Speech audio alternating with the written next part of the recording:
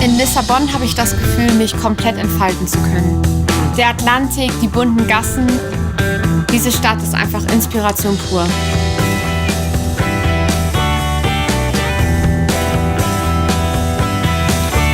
À Lisbonne, il y a énormément de marchés différents. Il y a la possibilité de s'arrêter à tous les coins de rue pour boire un expresso.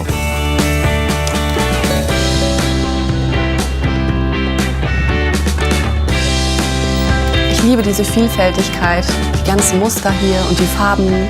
Es ist so wunderschön.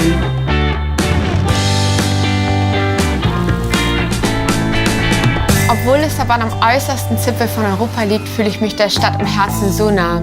Und genau das Gefühl möchte ich mit den anderen Mädels teilen.